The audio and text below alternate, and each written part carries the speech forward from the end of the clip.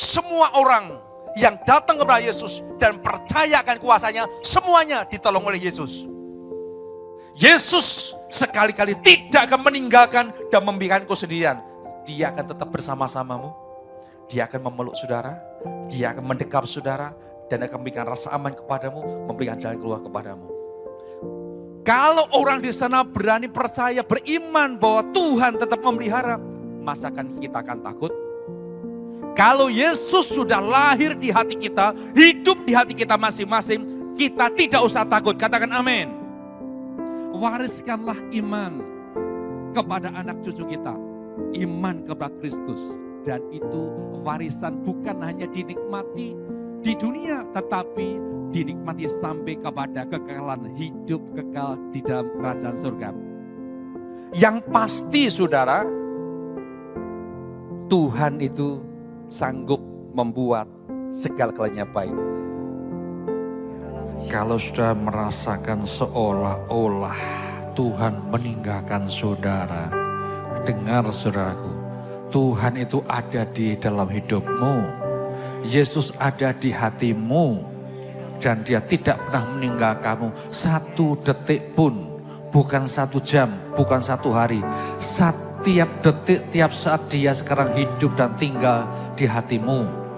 Dia Immanuel, Elohim yang menyertaimu selama-lamanya. Ketika engkau berjalan, dia ada dalam hidupmu.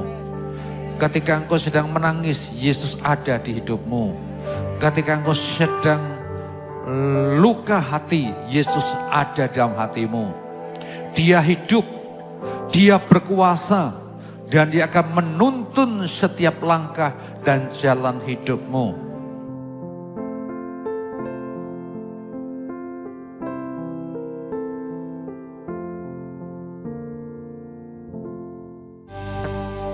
Ajari kami untuk selalu bersyukur ya Tuhan. Karena kami tahu di balik rasa syukur ada berkat yang menanti. Di balik rasa syukur ada mujizat yang Tuhan sediakan. Dan kami tahu ada waktu Tuhan yang tepat. Tuhan tidak pernah terlambat, tapi juga tidak pernah terlalu cepat. Tapi Tuhan selalu punya waktu yang tepat untuk menolong setiap kita anak-anaknya. Jangan sampai engkau kehilangan pengharapan. Jangan sampai engkau kehilangan percaya imanmu kepada Yesus. Percayalah firman lebih daripada apa yang kau rasakan. Percayalah firman lebih daripada kenyataan yang sedang saudara hadapi. Tuhan, kenyataannya masalahku berat loh Tuhan. Tapi aku percaya Engkau punya kuasa yang jauh lebih besar dari persoalanku. Tuhan, masalahku besar Tuhan. Tuhan katakan, tapi kuasaku lebih besar daripada masalahmu. Kuasaku lebih besar daripada beban hidupmu. Tanganku jauh lebih kuat dari semua beban hidupmu. Yang kau katakan itu berat, berat dan sangat berat. Tapi Tuhan katakan, tanganku lebih kuat daripada bebanmu yang kukatakan besar dan berat itu. Tidak ada yang terlalu sukar bagi Yesus untuk menolongmu. Tidak ada masalah yang terlalu berat untuk Yesus mengangkatmu. Yesus lebih besar dari semua beban hidup kita. Dia lebih besar dari semua masalah dan beban hidup kita. Percaya kalau Tuhan sudah menolong keluarga Rakel, anaknya Nikolas sudah dipulihkan, maka Yesus yang sama pasti akan memulihkanmu, menolongmu, memberkatimu dengan berlimpah-limpah. Ketika engkau pulang dari tempat ini, tetaplah percaya, taruhlah pengharapanmu hanya kepada Yesus. jangan kepada orang lain. Firman Tuhan dikatakan, diberkatilah orang yang mengandalkan Tuhan, tapi terkutuklah orang yang mengandalkan manusia, yang mengandalkan kekuatannya sendiri. Seringkali kita berusaha dengan kekuatan kita, dengan kemampuan kita. Kita berusaha mencari orang yang kita anggap bisa untuk menolong kita, bisa membantu kita. Tapi nyatanya orang itu tidak bisa. Ada orang yang mau tapi tidak mampu. Ada orang yang mampu tapi dia tidak mau. Dan ketika engkau datang tidak dapatkan itu, engkau jadi kecewa. Tapi Tuhan katakan, orang yang datang kepada Tuhan tidak pernah dikecewakan. Yang membuat kita kecewa itu kadang-kadang kita menarget dengan waktu kita dan cara kita. Kadang-kadang kita sering mengajari Tuhan, Tuhan harusnya ini, sekarang ini sudah waktumu Tuhan. Harusnya Tuhan caranya itu begini Tuhan. Harusnya ketika aku ketemu orang itu dia digerakkan, engkau gerakkan hatinya, engkau gerakkan, engkau sehingga dia bisa berbelas kasihan, dia mau. Tetapi nyatanya kok Tuhan tidak bisa membuat orang itu, tidak menggerakkan hati orang itu Tuhan. Harusnya begitu loh Tuhan, harusnya begini loh Tuhan. Seolah-olah kita ini lebih tahu dari Tuhan. Saudara, percayalah bahwa Yesus lebih tahu karena dia maha tahu.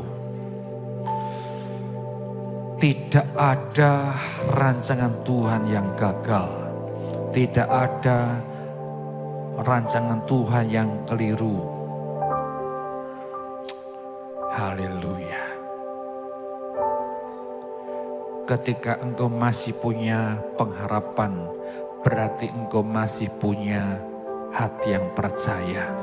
Jangan sampai engkau kehilangan kepercayaanmu kepada Tuhan. Kita kadang merasa, Tuhan aku percaya. Tapi ketika kita berdoa, di dalam hati masih ada keraguan. Betulkah Tuhanku tuh masih mau? Betul enggak Tuhan, Engkau tuh masih mampu? Lah kok ini sudah bertahun-tahun, ini berbulan-bulan aku berdoa, aku sudah berpuasa, aku sudah menabur, aku sudah kasih perpuluhan, aku sudah nolong orang. Kenapa kok aku enggak ditolong-tolong? Tuhan katanya, kalau yang lain ditolong aku juga, tapi kenapa orang lain kau tolong aku tidak Tuhan? Kita komplain, kita protes, kita merasa aku loh juga enggak kalah baik sama orang itu. Aku loh lebih baik dari orang itu Tuhan. Kenapa? Dia engkau tolong, dia engkau pulihkan, aku belum. Kok aku tidak Tuhan? Sehingga kita bisa kecewa dan marah kepada Tuhan. Kalau ada di antara saudara yang hari-hari ini mungkin sedang kecewa kepada Tuhan. Karena Tuhan juga belum terlihat mengadakan mujizat, seolah-olah kita dibiarkan, seolah-olah kita didiamkan, sehingga kita kecewa dan marah kepada Tuhan. Saudara, Ayub ketika dia kehabisan semua yang dia miliki, dia berseru kepada Tuhan, dia berdoa kepada Tuhan. Dan saudara tahu, bukan sebulan seolah-olah Tuhan diam, tapi dikatakan hampir setahun Tuhan tidak berkata apa-apa, Tuhan tidak mengirim nabi dan bernubuat, Tuhan juga tidak berfirman lewat hamba-hamba Tuhan, tapi Tuhan seolah-olah diam, tidak melakukan apa-apa. Sehingga Ayub pernah berkata-kata yang salah kepada Tuhan. Tuhan, kenapa orang-orang yang jahat Engkau biarkan, Engkau tolong, aku ini kurang apa Tuhan? Aku loh sudah berusaha untuk hidup benar, kami hidup setia, tapi kenapa Engkau biarkan, Engkau izinkan alam yang buruk, semua hartaku habis, semua anak-anakku mati, dan sekarang kesehatanku juga habis, semua tubuhku penuh dengan borok. Dan kok kelihatannya orang-orang di sekitarku justru tidak peduli, tetapi justru menyalah-nyalahkan aku, menghakimi aku. Oh mungkin kamu lakukan ini, banyak kesalahanmu, banyak dosamu. Oh karena kamu tidak lakukan ini, kamu tidak lakukan itu dan sebagainya. Membuat kita bukan tambah semangat, membuat kita jadi percaya kepada Tuhan. Tapi justru malah kita semakin kehilangan pengharapan. Dengar saudaraku, sampai sekarang Tuhan masih menjawab doa-doa kita. Tuhan memberikan jaminan bahwa Tuhan pasti menjawab setiap doa-doa kita. Tapi hanya Tuhan tidak berjanji tentang waktunya kapan. Tapi Dia berjanji, aku pasti tolong kamu, aku pasti pulihkan kamu, dan aku pasti akan memberkatimu. Aku pasti melepaskanmu. Cuma kapan waktunya Tuhan yang tidak berjanji. Oh nanti ya, minggu depan ya, oh bulan depan ya. Enggak. Tetaplah percaya, tetaplah berharap, bergantunglah kepada Tuhan dan jangan kepada pikiranmu sendiri, kepada siapa yang engkau anggap bisa dan mampu. Sehingga saudara datang ke orang itu dan ketika orang itu tidak mau atau tidak bisa, saudara jadi marah dan kecewa. Banyak kita kecewa kepada keluarga, sahabat, pemimpin yang kita anggap menjadi solusi tetapi ternyata membuat saudara frustrasi. Dengar saudaraku, Tuhan mau kita hanya percaya, fokus kepada Yesus. Katakan sama-sama, saudara bisa berkata dalam hati, aku tetap mengandalkan Engkau Yesus. Aku mau tetap fokus kepadamu, bukan kepada masalahku, bukan kepada orang-orang di sekitarku, bukan kepada orang yang kuandalkan. Saudara, kerabat, dia lo punya pangkat, dia lo harusnya bisa. Kenapa dia tidak mau? Bahkan saudara mungkin menilai orang itu mampu karena dia kaya, banyak duitnya, banyak uangnya. Kenapa dia tidak mau? Sehingga saudara kecewa dan marah. Ada orang yang datang kepada anggota keluarganya yang dianggapnya dia lebih kaya, dia lebih sukses, dia lebih banyak uangnya. Sehingga saudara katakan pasti untuk dia keluarkan uang sekian itu kecil bagi dia. Tapi kenapa dia tidak mau? Sehingga saudara jadi kecewa. Saudara katanya saudara kok nggak ada kasih. Katanya orang Kristen, katanya hamba Tuhan, katanya pastor, tapi kok nggak ada kasih. Ya saudara, sehingga kita ini menghakimi. Sehingga kita menilai orang itu, oh orang itu tidak ada kasih. Orang itu tidak tahu, oh dia pelit, dia kikir, dia egois. Sehingga kita tergoda untuk menghakimi, menilai orang berdasarkan apa yang ada di dalam pikiran kita. Bahkan akhirnya bisa merusak hubungan kita, hubungan kekeluargaan kita. Wis kalau gitu ndak dulur-duluran, ndak saudara-saudaraan, ndak usah wis putus hubungan saja. Wis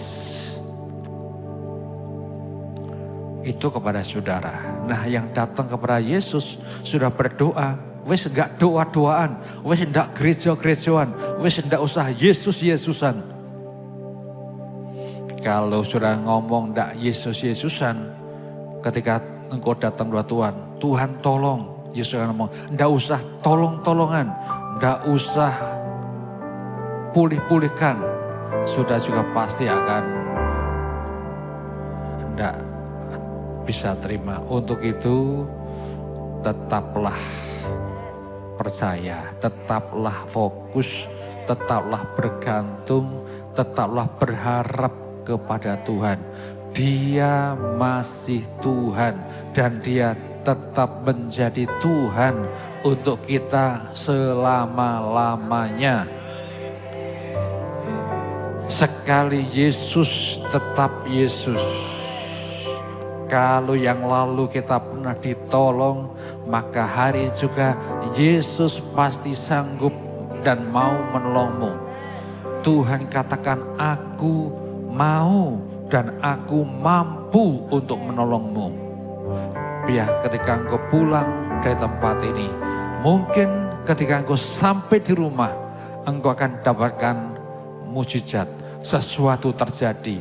Atau mungkin ketika engkau sedang dalam perjalanan pulang dari gereja ini menuju rumah saudara, sesuatu yang Tuhan siapkan terjadi dalam hidupmu. Tepuk tangan untuk Yesus kita yang setia. Dia Tuhan yang setia. Dia yang berjanji, dia juga yang menepati. Kalau manusia, dia berjanji, dia juga yang mengingkari. Nah, banyak orang itu kecewa karena merasa diingkari. Tuhan tidak pernah ingkar janji.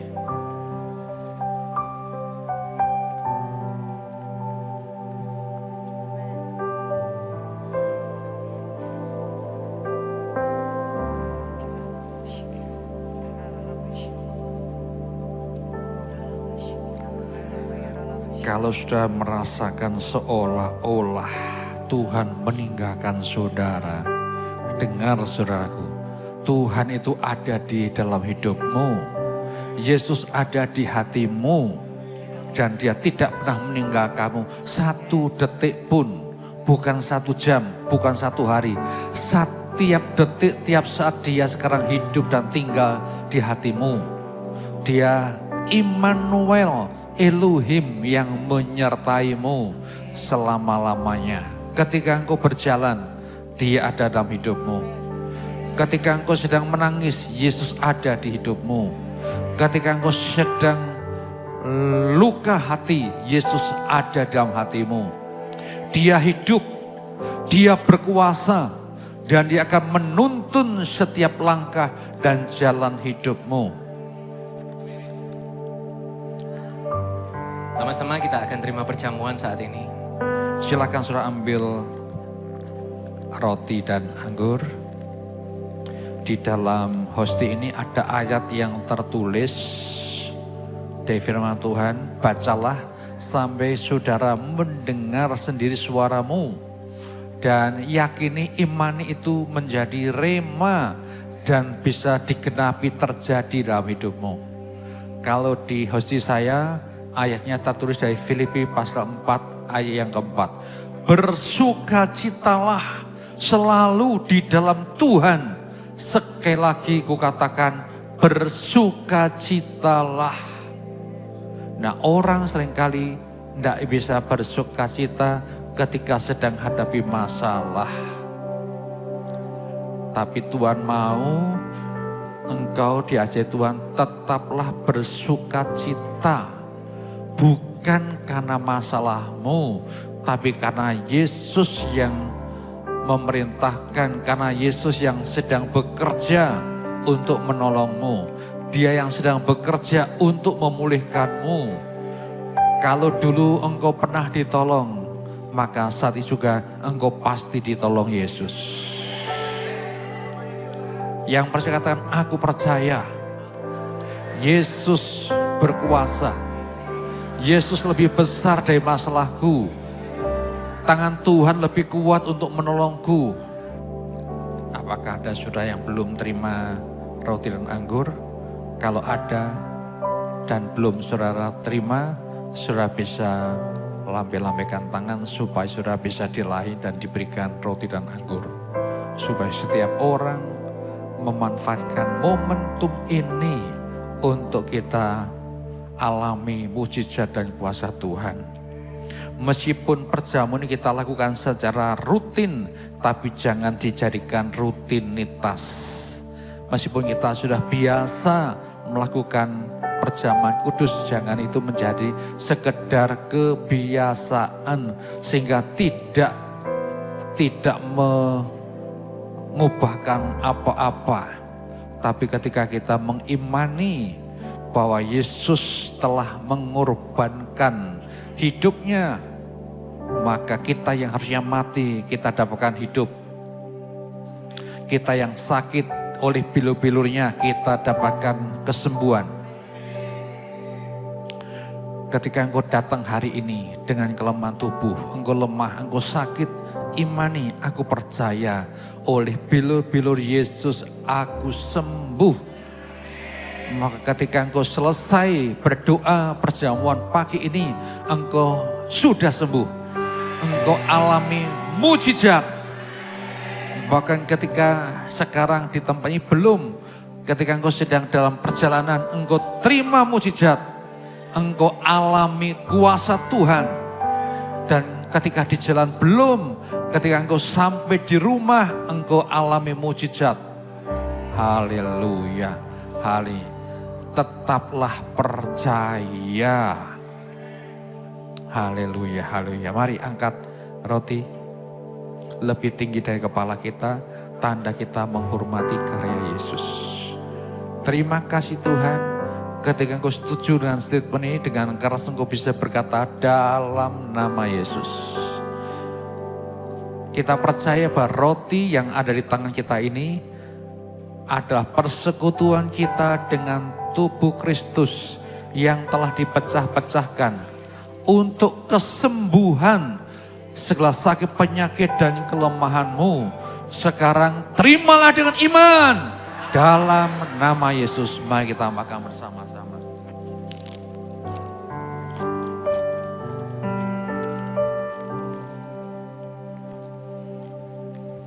Mari kita buka anggurnya.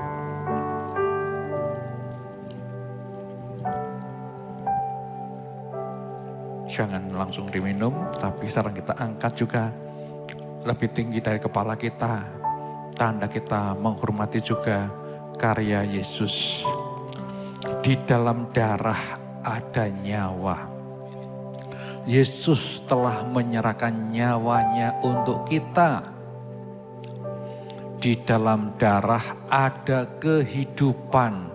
Sehingga oleh darah Yesus kita dapatkan hidup yang kekal. Haleluya. Kita percaya bahwa cawan yang ada di tangan kanan kita ini adalah persekutuan kita dengan darah Yesus yang telah dicurahkan untuk mengampuni semua dosa dan pelanggaran kita. Darahnya menguduskan kita sekali untuk selamanya. Apa sudah percaya? Sekarang terimalah dengan iman dalam nama Yesus. Mari kita minum bersama-sama. Sudah bisa taruh dan letakkan cawan di kursi. Nah sekarang masing-masing pribadi bisa datang kepada Tuhan. Engkau berdoa, engkau bisa berkata terima kasih Tuhan. Untuk karyamu yang sempurna. Oleh tubuh dan darahmu, aku dapatkan kesembuhan. Oleh darahmu kami dapatkan keselamatan hidup yang kekal. Kalau Yesus nyawa saja diberikan untuk menyelamatkan kita. Untuk masalahmu yang kecil dia diam, tidak mungkin. Yesus tidak mungkin kalau dia sudah merebut kita supaya tidak alami kebinasaan. Mosok dia tega membiarkanmu hidup dalam masalah yang berkepanjangan? Tidak mungkin. Yesus itu sangat mengasihi saudara. Dia sangat mencintai saudara. Orang itu kalau sudah sayang, sudah cinta, dia bisa memberikan apapun yang terbaik untuk orang yang dikasihinya. Kalau saudara percaya dan yakin engkau orang yang dikasih Tuhan, maka Tuhan tidak akan pernah membiarkan engkau. Ya. Ya, saudaraku, hari ini adalah minggu awal, minggu pertama di bulan Desember.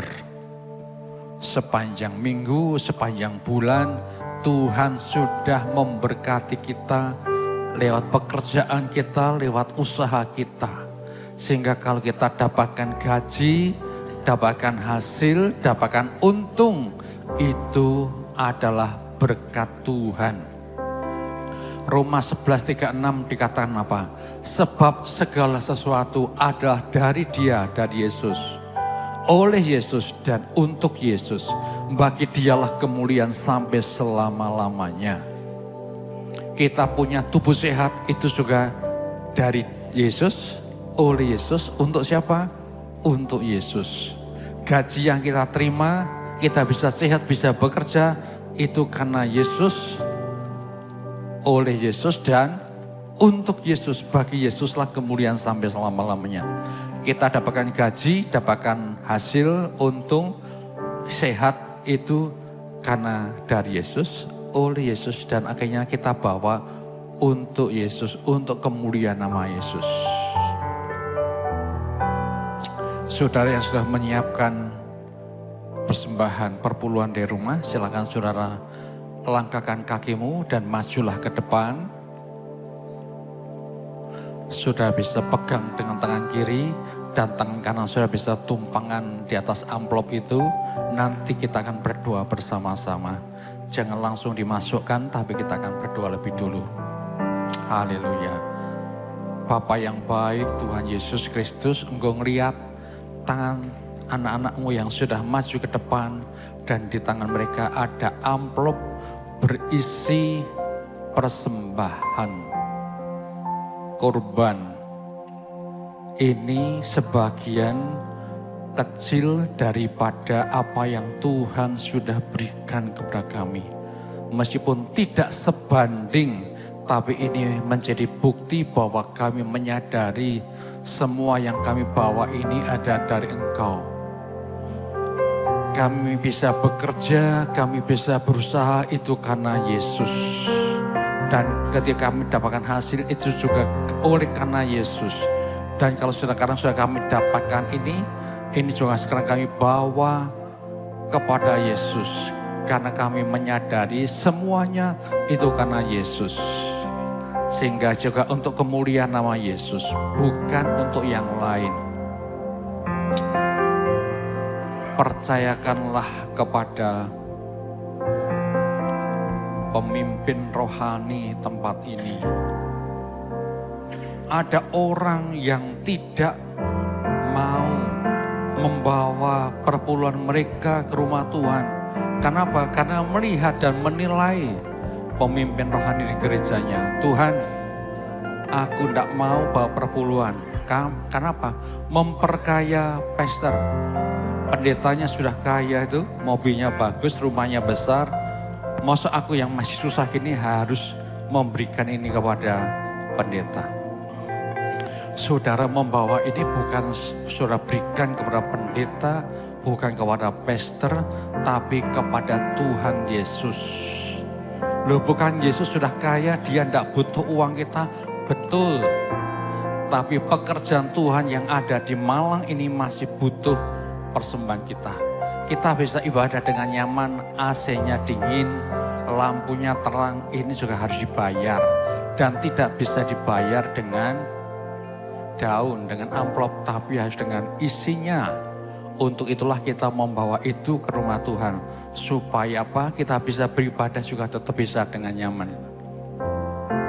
Haleluya. Bapak yang baik, sekarang di tangan kami ada persembahan kami. Itu yang kami bawa ini sebagai bukti kami mau bersyukur kepadamu. Kami mau taat. Dan karena kami percaya di balik ketaatan ada berkat. Di balik ketaatan ada mukjizat. Dan kami percaya Tuhan ketika mereka membawa perpuluhan mereka, maka yang 90% akan diberkati oleh Tuhan untuk mencukupkan kebutuhan hidup mereka sehari-hari. Dan tidak akan kurang, tapi akan semakin berkelimpahan. Tuhan saja ngomong oleh firman, ujilah aku, apakah aku tidak sanggup memberkati kembalimu kepadamu dengan berlimpah-limpah, berlipat-lipat kali ganda. Percayalah bahwa ketika engkau membawa ini, Tuhan akan melipat gandakan apa yang masih ada di rumahmu. apa yang masih ada di rekeningmu, Tuhan akan membuat menjadi penuh dan banyak. Kami juga berdoa untuk jemaat yang lain yang belum maju, ya mungkin mereka belum punya penghasilan, mereka belum punya pekerjaan. Tuhan buka jalan sehingga mereka dapatkan pekerjaan, mereka bisa berusaha dan mereka dapatkan hasil. Dan bulan depan mereka juga bisa maju seperti anak-anakmu yang lain, sehingga mereka juga bisa membawa perpuluhan ke rumah Tuhan, sehingga gereja ini bisa berbuat banyak untuk menjadi berkat bagi orang-orang di kota Malang dan juga di Indonesia. Terima kasih Tuhan, kami akan memberi dan memasukkannya dengan hati yang percaya demi nama Tuhan Yesus Kristus. Semua katakan amin. Silakan saya bisa masukkan perlahan-lahan secara bergantian, tidak usah tabrakan, tidak usah buru-buru. Haleluya. Mari kita siapkan hati kita untuk mendengar firman Tuhan. Kita naikkan pujian ini. Syukur Bapa, ku bersyukur Tuhan. Mari semua nyanyi pujian ini. Buat kasih setiamu di dalam hidupku, ku bersyukur.